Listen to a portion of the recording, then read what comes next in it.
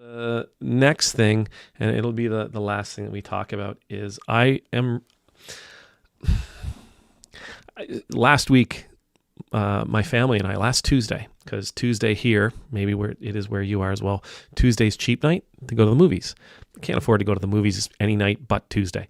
And so last week on Tuesday, cheap night, we went to see the new Superman movie, James Gunn's iteration of Superman. I'm not a DC guy. I'm not a big, huge Superman fan. I think Superman being just about impossible to kill means that he always wins. And if he always wins, then there's no suspense in the book. There's no reason to keep winning. I can tell you after reading the first page that he's going to win. I may not know the details, but there it is.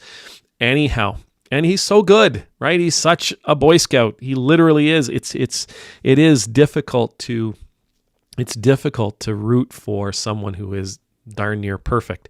And don't anybody say, well, how can you root for Jesus? It must have been because I went to see Superman that this story popped up. Superman joined ICE.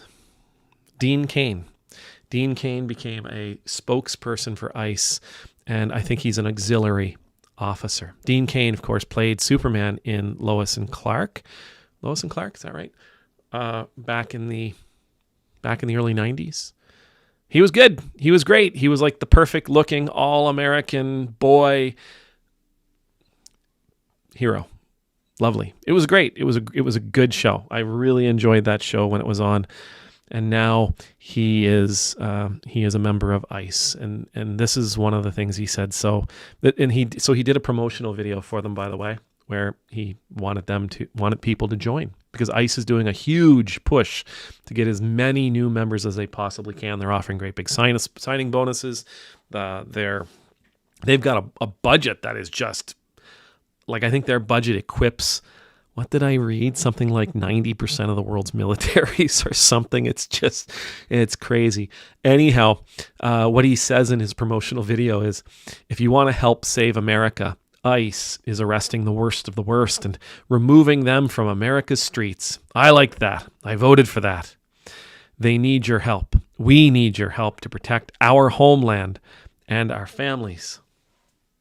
Okay. First thing about this particular message, and they're not arresting the worst of the worst. They're not arresting the worst of the worst. They are detaining, arresting,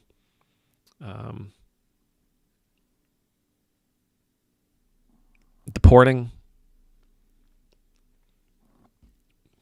refugees, people who have escaped regimes, come to the United States to escape violence and danger. They are detaining people who have been in the States for years and years and years and years. There's a story, I think I mentioned it a couple of weeks ago, 83-year-old man, green card holder, had to go to the office to get a green card to replace the one he lost. They detained him, and without telling his family, sent him to Central America. I think it was Guatemala. And he was when they found him, he was in a Guatemalan hospital. Okay? He's not the worst of the worst. Those guys that are working at Home Depot, those people that are working at Home Depot, they are not the worst of the worst. The people that are working in the fields, the people that are working in hotels, the people that are working in senior care homes, the people who are working at car washes, they are not the worst of the worst. They aren't. The people who are going to court, who are at court to continue the process that they have been placed in, continue the process, to continue working through the system that they are trusting. Those people that are being picked up in the hallways at court, they're not the worst of the worst. That is such a myth. That's a lie.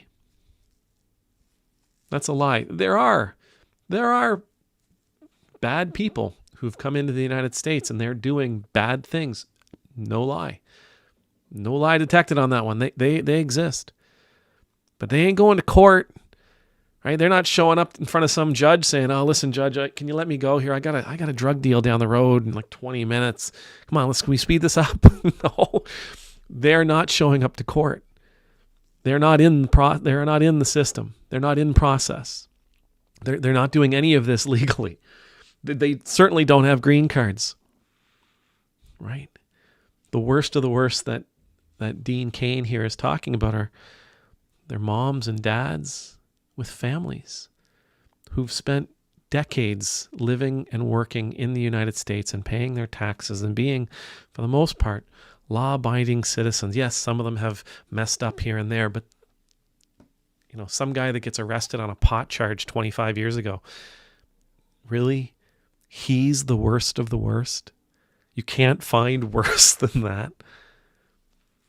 Okay, with all that being said, what I wanted to mention here was another bit of news that came up because of Dean being recruited, because of Dean signing up as an auxiliary officer. Cain, like a lot of actors, he changed his name when he went into acting. His real name is Dean Tanaka. He's of Japanese descent. His family, his grandparents, I think his grandparents on his dad's side, were interred at a Japanese internment camp in Idaho during the Second World War.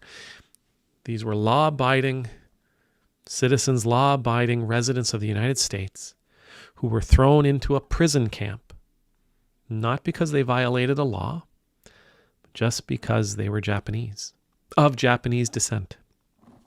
They were thrown into a prison camp because of what they looked like, because of where they or their family came from. No laws broken,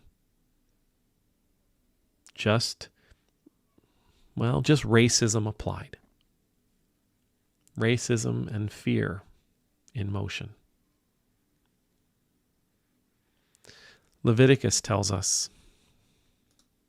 it's a great verse. Leviticus tells us, when a stranger resides among you in your land, do not mistreat them. The foreigner residing among you must be treated as your native born. Love them as yourself, for you were foreigners in Egypt. I am the Lord your God. Now this passage and the other ones, I think Deuteronomy has a few, and I think there's even a couple mentioned in the New Testament, a couple of times where it's mentioned to take care of the foreigners because you were once a foreigner. Remember that you were once a foreigner in Egypt. Remember that you were once a sojourner. Remember that you were once a traveler. Remember that you were once a stranger. So treat the strangers among you like you would treat your family. Treat the strangers among you with hospitality and provision. The idea here really comes down to, you know what it was like, so don't do it to someone else. You remember what it was like to be a slave in Egypt? Don't you dare enslave the foreigner who resides among you. You know what it was like to be mistreated in Egypt? Don't you dare mistreat the foreigner who resides among you now. Now, we could apply that to this world today. You know what it was like to be oppressed. Don't you dare oppress others. You know what it was like to be detained, not because you've committed a crime, but because of how you look. Don't you dare do that to someone else. You know what it was like to be thrown into a prison camp because of where you or your family come from. Don't you dare do that to someone else. I'm family lore and all that, like Irish descent, Scottish descent. I know the Scottish one for sure. I could easily look at it and say, listen, as a Scot, I know that my family was oppressed by the British. As an Irishman, I know that my family was oppressed by the British. As a matter of fact, from the Irish perspective, when my ancestors came from Ireland, they came over as a result of the potato famine. They came over because they were starving to death. They came over because of oppression and starvation and hunger. Okay. As an Irishman, then, should I not remember?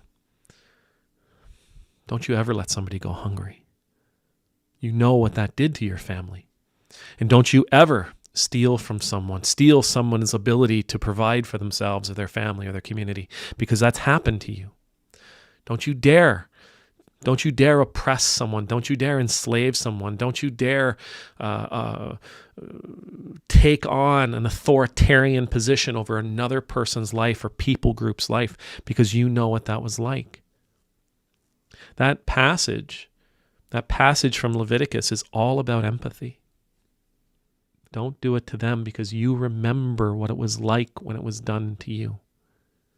Now, I know it's the trendy thing now to say that empathy is somehow sinful, but it's not sinful. Empathy is a biblical requirement to being a person of faith. It's required for us to be people of love. Without empathy, we can't really connect to anybody else. And no, empathy is not the same as compassion. Empathy doesn't demand that we act. Empathy demands that we place ourselves in their shoes and think and question and ponder. And if there's a reason for us to act, to change our behaviors, then we take it. Empathy isn't blind. Empathy is exhausting. Empathy requires deep consideration. Empathy is not sinful. Empathy is biblical. Empathy is not sinful. Empathy, as we see from that passage in Leviticus, is something that God asks us to count on in order to obey God's commands. You remember what it was like, don't you? Well, put yourself in their shoes. You remember what it was like when you were in Egypt? Now put yourself in the shoes of the foreigner who resides among you. Do you want them to feel the way you did back then? Again, if we look at Dean's situation, what would you do if you were him? Would you not consider what your family has gone through? Would you not consider the stories that you heard from your grandparents about their internment, about their time in a prison camp? Wouldn't that impact you? Wouldn't you listen to the stories from your mom, your dad? Wouldn't you listen to the stories of your nanny and grampy telling you, we didn't do anything wrong. We didn't do anything wrong. They rounded us up. They took everything we had, sold it and gave it away, sent us to this camp. We scrounged, we scrambled. It was cold, hungry. There was so much suffering. There was so much loneliness. There were so many tears. There was so much sorrow. And when it was all over and we went home, we had to start everything again. We had to start over again. Nothing there for us. And the people considered us to be enemies of the state during the war and even after. They considered us to be enemies of America. And they treated us like that. I mean, shouldn't these stories have an impact on us? And shouldn't these stories guide our actions and our behaviors going forward? I would encourage all of you.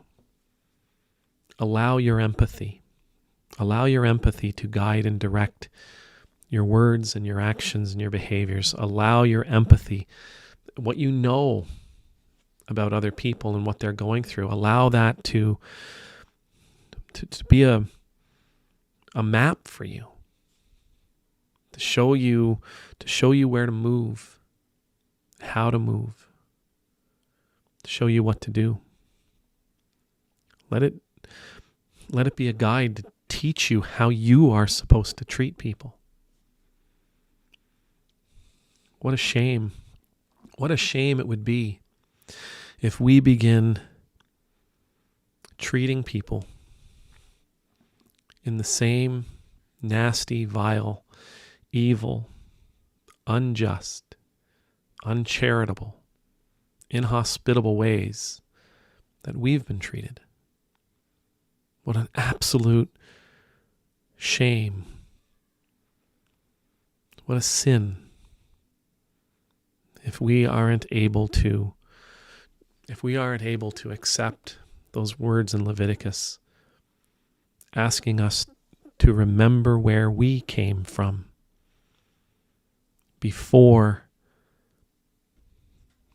we start treating others as cruelly as we've been treated. Amen.